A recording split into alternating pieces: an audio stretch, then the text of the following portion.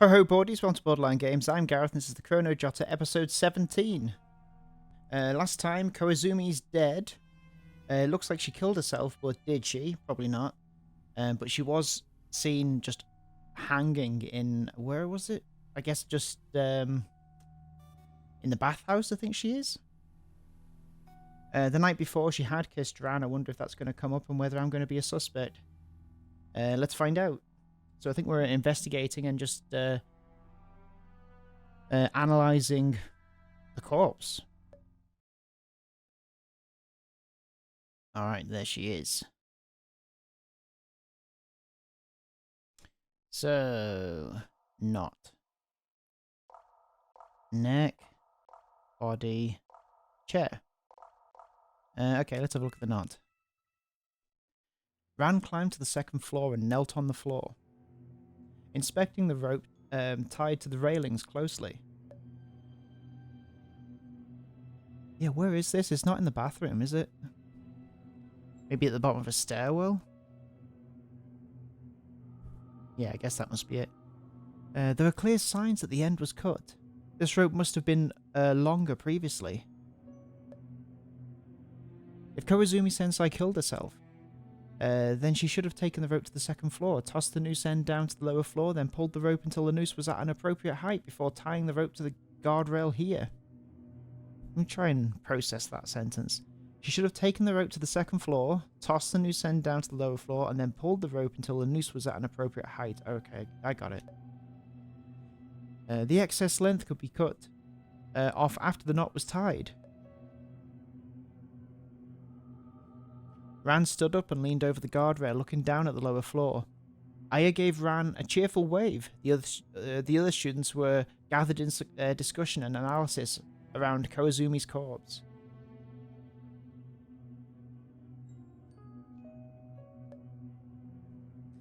If it was a homicide, the process would mostly have been the same, or maybe the killer carried Koizumi-sensei's corpse to the second floor before putting the noose around her neck and throwing her over the railings.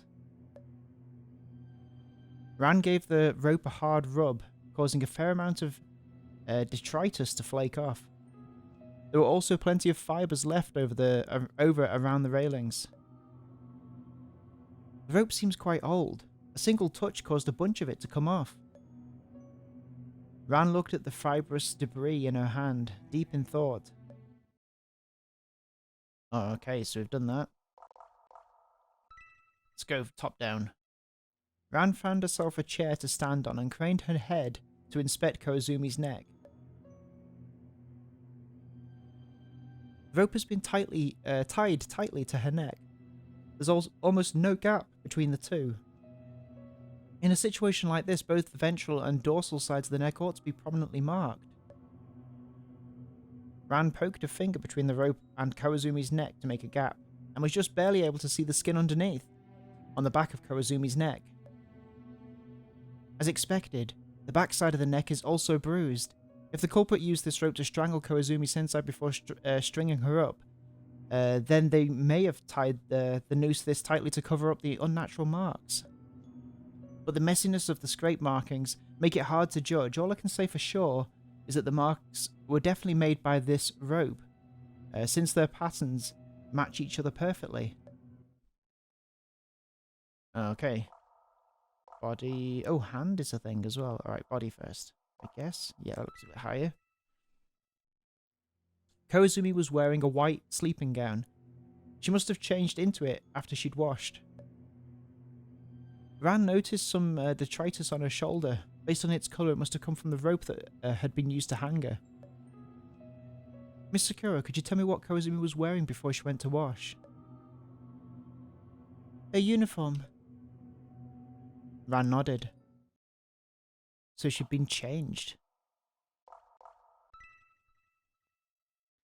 Ran approached the corpse and examined Koizumi's dangling hands.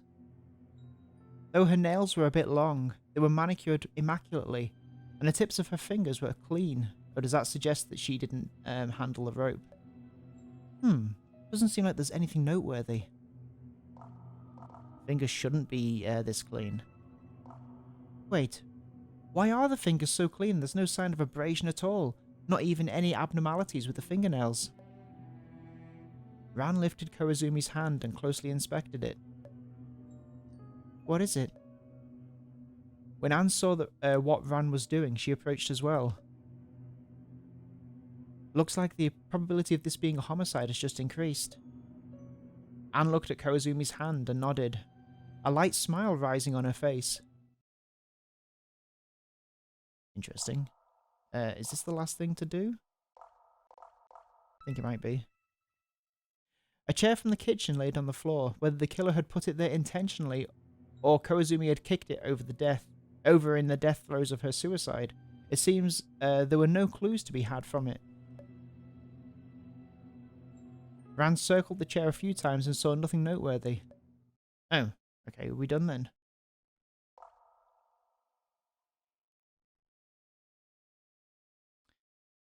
And that's about all I could get off the corpse. Rand shared the clues she'd found with the others.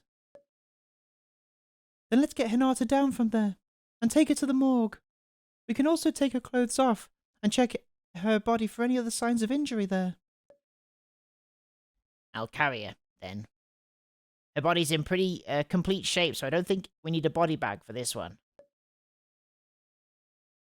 Sai gestured Asakura over to help her, and as Sai held Koizumi from below, Asakura got up on her tiptoes and used a fruit knife provided by Tama to cut Koizumi loose. As the rope broke, Koizumi's corpse landed into Sai's lap, who picked her up in a bridal carry. Besides Koizumi's lips, looking rather cyanotic, as in blue, she looked like she'd fallen asleep, with her head gently resting on Sai's chest. Miss Sakura, I'd like to stay at the scene of the crime and see if there are any other clues. Ran nodded. I should figure out where I want to investigate as well. Alright, okay, so... where can we look? Oh, I see, so there's only a couple of places. Ayatayama, Tama Induo. Is that it? Just those two? Oh no, there's two here. Makoto Asakura and Ayatayama. I guess let's have a look at Tama Induo. Is that the right thing to do though?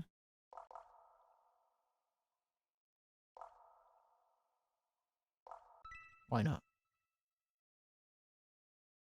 We should look at Makoto though. Is that the right one? No, it's not. Makoto is with Tama. As soon as Ran entered the library, Tama set down the pen in her hand, raised her head, and called Ran's name out. Ibuki-san. You sure look lively, Induo. You don't seem at all like someone who was a corpse just a day ago. Ibuki-san, don't you know by now? If someone is revived after dying, then they'll go right back to being perfectly healthy. My joke's that hard to understand. Yeah, you're right. Ran took a seat next to Tama. Are you still writing that letter for Asakura? Yes. I feel bad about not helping with Koizumi-san, since she's been killed and all. Tama looked down at her pen and the paper in front of her. But right now, I've focused all my heart and soul on this task, and don't have any attention left to spare on other things. That's fine. I'm sure Koizumi will understand. Ran's gaze passed over Tama's unprotected letter to the open book next to it. She reached out and checked the title of the book. It was Fyodor Dostoevsky's book. Notes from Underground, okay. Notes from Underground. This book again. You still haven't finished reading it. Oh, no, I finished it a long time ago. I'm just using it as a reference right now. The way that this book conveys its thoughts and expresses its emotions is excellent. I'm trying to write something for Asakura-san just like that. Tama's words left Ran utterly confounded. Thank goodness the young mistress taught me to read and write. Otherwise I wouldn't be able to convey all the things I wanted to say to Asakura-san now. Before, when I recalled my memories about Koizumi-sensei and Asakura, it was because the things they said or the actions they took intersected with my memories of them. Which is to say, the more they talk about themselves, the more likely it is that they'll cause me to regain some of my lost memories. So let's try asking Induo a few more things. I'm pretty curious about how exactly it's possible for me to be interacting with a person from the Taisho era myself. Induo, your young mistress, what was her name? Could you tell me her full name if you don't mind? Of course. Her name was Yanagawa Shirahana. After hearing the name, Ran felt like her brain had taken a blow, but the effect only lasted for a short while. I feel like I've heard that name. Yanagawa Shirahana somewhere before. But why didn't it cause a full-on flood of memories? Am I still missing something? At the time, I didn't know why the young mistress spent so much effort teaching me my letters, but now I truly understand and appreciate what she did for me. Ran just sort of nodded along. All she wanted to do right now was figure out the significance of this Yanagawa person's name. Induo, could you tell me a bit more about your young mistress? Of course, but could we do so later? Right now I really want to concentrate on this letter. Oh, sure. Then until next time. Ran rose and Tama stood up as well. After she accompanied Ran all the way to the door, she lightly bowed before closing the library door.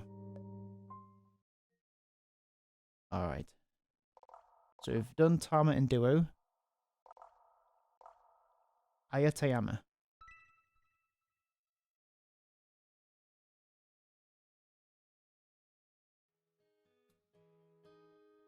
Well, look who's got all the free time on her hands. Aren't you going to go look for the killer? Aya was sitting on the bench at the piano. When she saw Ran enter, she set her guitar down and invited Ran to sit by, patting the empty spot next to her on the bench. Why bother? It's clearly a suicide. I don't really feel like investigating.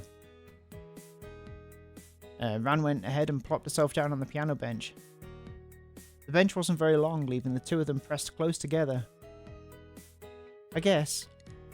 So you're still not going to tell me about why you and Takai had that argument? Nope, I'm not. Looks like forcing it isn't going to work. Let's talk about something else first. Ran took a glance at the crest sewn onto Aya's jacket and poked it a few times. I never got a chance to ask before this. Did you sew this on yourself? Yep. Aya proudly pulled at her jacket, displaying the crest. I bet you didn't expect that kind of craftsmanship out of me, eh? I embroidered the crest and sewed it onto the jacket myself. Yeah, I'm surprised. I thought for sure that was Takai's handiwork. No way. Me, I couldn't pull something off like this. Aya raised her head and tapped her neck choker. The starry decoration glittered. She bought this for me as a present. Don't you think she's such a perv? How the hell am I supposed to answer that question? So how come she brought you something like that? Because I started a band with some friends. I got a bunch of buds who also liked Led Zeppelin together, and we started a rock and roll band. This embroidered crest is a symbol of our band. I made one for each of us. Oh, that sounds impressive. I'm not super familiar with British rock and roll from the 70s, but... You sure seem pretty familiar with it, if you could name that much. Aya gave Ran's shoulder a bump. Led Zeppelin, huh? Reminds me of that incident I ran into while I was using the ticket of the Observer. That one gave me a real scare. Alright, what the hell is that? So... Is it this? Terms. Group of 5 anthropomorphs which wear 3rd generation astronaut outfits.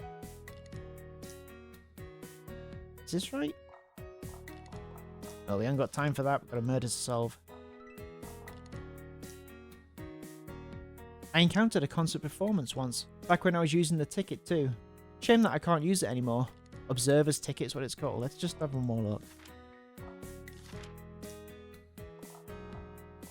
It's not there, is it?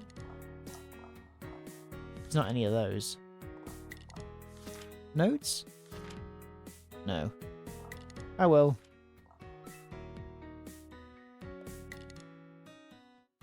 Though, Miho didn't like the band much. Was that why the two of you fought? Is Ran-chan trying to trick me into talking? Unfortunately, it was completely unrelated. Aya gently stroked the choker on her neck, showing a rare expression of vulnerability. Even though she didn't like the band much, Miho still supported me anyway. She attended every concert we held. This thing on my neck, because she thought that all rock rollers wore weird jewelry anyway, and she didn't want me to lose to anyone else on the front. This thing on my neck's because she thought that all... Oh, okay. Ran nodded. I can understand Takai's way of thinking. These two have such a strong relationship. I really don't know why they've gotten in such a bad fight. Honestly, I'm personally not into flashy things like this, but she bought it for me. So I've definitely got to wear it proudly. And it's fun to parade around too. You like Taki that much, huh? Of course! She's my favourite person in the world. The more Miho and Aya flaunted their mutual affection, the more confused Ran was about why they decided that they would even fight in the first place. Honestly, I'm starting to think that the topic of their fight was over something completely trivial at this point. Alright, I'm going to keep investigating. Try not to slack off too hard, alright? Excuse you. I'm not slacking off, I'm hard at work composing new songs. Ran could only shrug at that, and left the music room.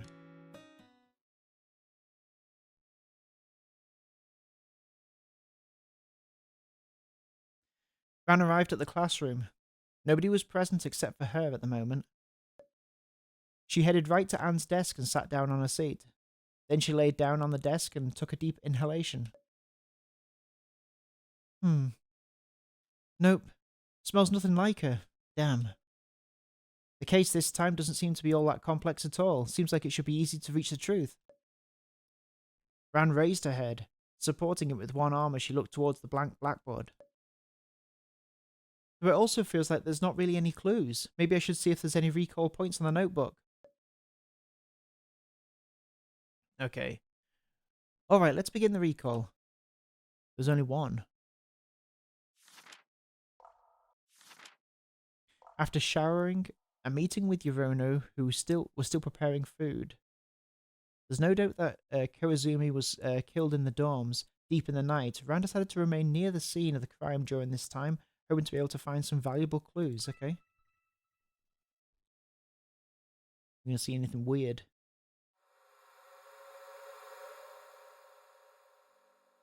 What kind of weird recall point is this? What's the point of it? Oh, there's gonna be a point. Let's give it a shot, I guess. After Ran and Aya left the bathroom, they heard the sound of flowing water from the kitchen.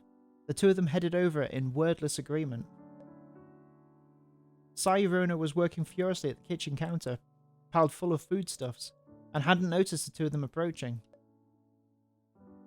Yorono, do you need to prepare that much food?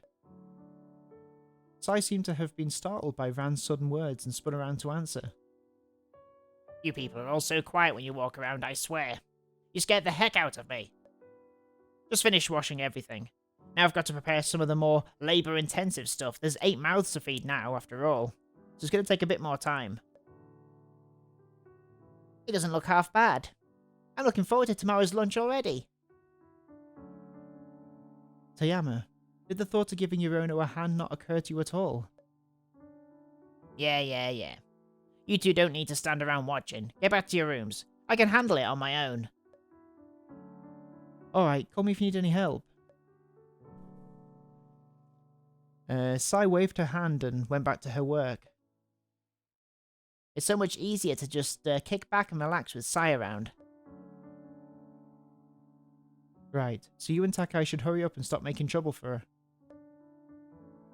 It's only just saying that for your own sake. Smiling, Aya headed up the stairs with Ran, and each of them returned to their own rooms. But after Aya shut the door, Ran returned to the hallway again. What am I up to now? Ran quietly tiptoed down the stairs and arrived at the kitchen, This time, Sai noticed her. What is it? Look, I can at least help with washing the vegetables. Let me help. Oh. How helpful of you, kid. Sai rummaged around in the drawers underneath the sink for a while until she dug out a pair of plastic gloves. Wear these while you're working so you don't hurt your hands. Thanks. Ran put on the gloves and started washing the vegetables awkwardly. Sai had to give instructions to her from time to time. Yorona-san, Ibuki-san. Miho had finished showering and come to the kitchen as well. She was clearly avoiding direct eye contact with Ran and stayed on Sai's side of the kitchen. Need me to help out? Sure. We're out of gloves, though. That's fine. With the three of them working together, they washed off the whole mountain of raw ingredients quickly. After that, they cleaned up the kitchen and had a few more words of conversation before heading up the stairs as a group to return to each of their own rooms. Just then, Asakura left her room and headed down the stairs.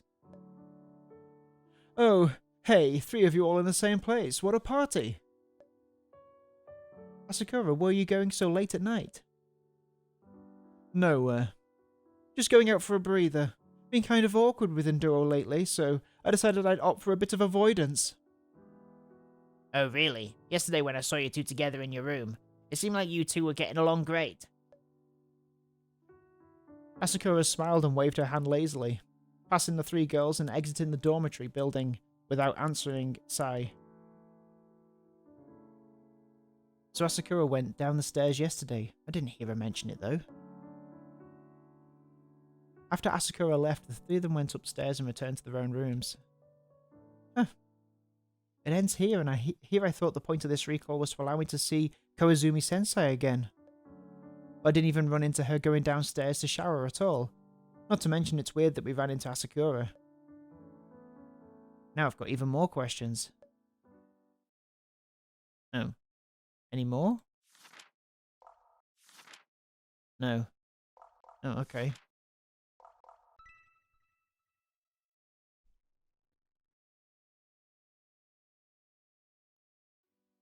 Lunchtime turned out the same as yesterday. The atmosphere was a bit glum, and it seemed that Sai's attempt to liven up the mood with a lavish lunch hadn't had much success. Sa, you must have worked really hard to prepare this many dishes for us. Please, you should really ask the rest of us to help out when we can. It's fine. It's my job. The food is wonderful, Yorona-san. You're not bad at cooking either, in duo. We're about evenly matched on this front.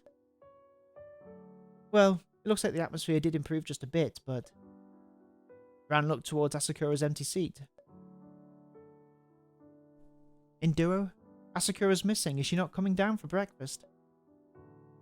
Tama noticeably startled a bit when her name was called, and stuttered for a few moments before answering. I don't know. I sent her a text, but she hasn't replied. Can't believe even you can lose track of Asakura once in a blue moon. Forget her. I'll whip up something for her personally when she turns up. Tama nodded and continued eating, though her movements had slowed significantly compared to just prior. Miss Sakura, do you want to discuss the case together, like we did last time? Sure, that's fine. Hold up. Popping up out of nowhere, Sai interrupted the conversation between Ran and Anne. She even draped an arm over Ran's shoulder as she spoke. Sakura, could you loan me Ibuki for a bit? There's something on the swimming pool I need her to help with. What? No, I want to be together with Miss Sakura. Resistance is futile. You're coming with me to help clean up the pool. But cleaning up the pool? No, it sounds exhausting. Do it yourself. Alright, I'll be taking her now. Anne nodded and waved farewell to Ran as she struggled in vain against Sai's abduction. What's going to happen now? Sai told Ran to stay at the edge of the pool and not to go anywhere, while she retrieved a plastic box from the changing room. What's this? You'll know in a moment. Next, Sai got a transparent cup out and scooped up some water with it before getting a pH test stripped out of the box and placing it in a cup. Ran watched as the paper slowly turned deep blue and nodded. Very alkaline. Maybe around 9 or 10 if I had to guess. Yeah, just about. I'd say 9. Anyway, we need to lower it a bit. Most swimming pools have a pH of 7 or 7.5 or so. Is that supposed to be a clue? Oh yeah? How are we going to do that? Huh, I knew that you'd immediately be interested in this sort of thing. Sai got a bag out of the plastic box and handed it to Ram before pointing at the other end of the pool. This is disinfectant powder. Go sprinkle it in the water at that end and I'll start from this end. Try to shake it out evenly. And here I thought we were going to drain the water and then go down and manually scrub the pool. Oh, that'd be way too much effort. No need for it this time. Once we toss in the disinfectant, it'll kill the bugs and germs and stuff, and then we can drain the water underground to filter and cycle it.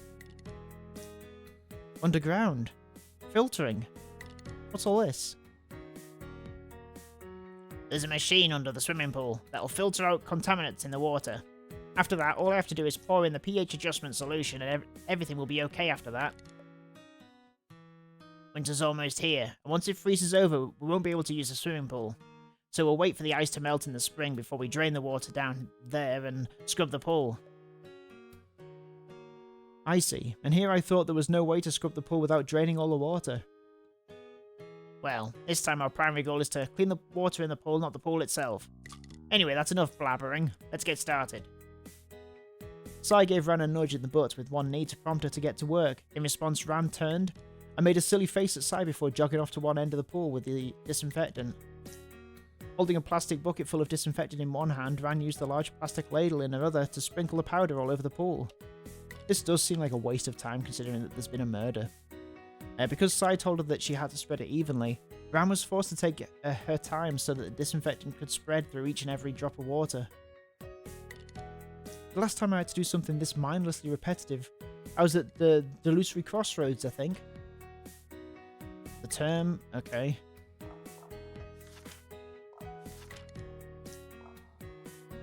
Oh, there we go. I made this mistake before. Like the observer's ticket. A bus ticket. Goes 20 years without experiencing a major event. That being will immediately embark on a journey and find and obtain an observer's ticket. Okay. And then this Delusory Crossroads. Oh, an anomalous phenomenon situated within the city of Najaf. Getting lost within local graveyards of the city will cause one to unconsciously enter an altered space. The altered space contains endlessly repeating crossroad intersections as well as large numbers of regularly positioned coffins. Okay. Cool. But here it's just like when I'm showering. I can calm down and contemplate other things, such as... Ran continued her mechanical movements as she passed one of the corners of the pool. Such as the situation with Koizumi Sensei and Asakura. It seems now like all the students in this school have some kind of connection to me. They have some kind of place in my life, one way or another. But when I first came here I didn't have any memory of them, and yet despite that I didn't notice any dissonance. Even though I'd forgotten Koizumi Sensei, I didn't see any inexplicabilities appear in my memories of high school. It's like all my memories were changed from person A and I went to eat hamburger to just I went to eat hamburger by myself. Despite the clear difference, as a self-consistent snippet of memory, there's no problem at all, only the involvement of the other party was redacted. So can I assume that the being who tossed me here wanted me to regain my memories of everybody here? Ran continued spreading disinfectant as she looked up towards the sky. From my standpoint, it seems kind of pointless, but I don't need to guess at their goals, I just need to do what I'm supposed to. Rather, a more interesting theory presents itself to me now. If my redacted memories don't leave me feeling any dissonance, then is it possible that I had a companion while I was going through anomalies, like the red ruins of the Delusory Crossroads? Even though I'm sure that I was strong enough to do whatever was necessary to find Miss Sakura by myself, it's still possible that perhaps... Ran threw out another spoonful of disinfectant, but this time the powder kicked up stark, black ripples when it made contact with the surface of the water, as though Ran had tossed a spoonful of the night sky into the pool. Huh? Ran bent over and stared intently at that patch of water, waiting for the water to return to normal after the ripples settled. In hesitant disbelief, she tossed out another spoonful of powder, this time though the surface of the water displayed nothing out of the ordinary. What's going on? Is there something off about this patch of water? Can't be. I went into the water during a recall before and nothing weird happened back then. Ran set down the plastic bucket. She took a knee at the pool's edge and reached out towards the surface of the water. Hey, don't move. Sai grabbed onto Ran's wrist and halted her. What do you think we're doing? We just scattered all that disinfectant into the pool. If you reach and touch it now, you'll burn the skin on your hand. Ran nodded and pulled her hand back. I'm a bit suspicious of Chrono now. Was I just seeing things? If it burns skin now, how are you going to swim from now on? You'll be fine once the disinfectant is fully dissolved into the water, and we've filtered it out and rebalanced the pH. Have you tied yourself out to something? Feel free to leave the rest to me if you want to take a break. No, I just stopped because I thought the colour of the water looked a bit off. Alright. Let's keep at it then. It was probably just a hallucination. Let's not think too hard about it. I'll cheer myself up by thinking about Miss Sakura instead. Scattering disinfectant over the pool proved to be much more arduous chore than Ran had imagined. By the time that Sai announced that they could pack it in, Ran felt like her arms had dislocated themselves. Letting her arms dangle loosely from her shoulders, Ran stumbled over to Sai. I'm about to go activate the filter machine. You want to come with? How long is it going to take? They probably run all the way until just before dinner. Forget it. I'm out. I'm exhausted. Go ahead. Go ahead. Weird. I wonder what that was. And I guess we'll find out next time on Borderline Games. I guess that's another episode. What's going to happen next? I suppose... I mean, I hope that Chrono didn't do the murder, because I kind of like Sai. But it did seem weird that she wanted to suddenly rebalance the pH in the middle of all this. But I guess we'll see you here next time for some more Chrono Jotter. Have a good evening, and I'll speak to you later. Bye-bye.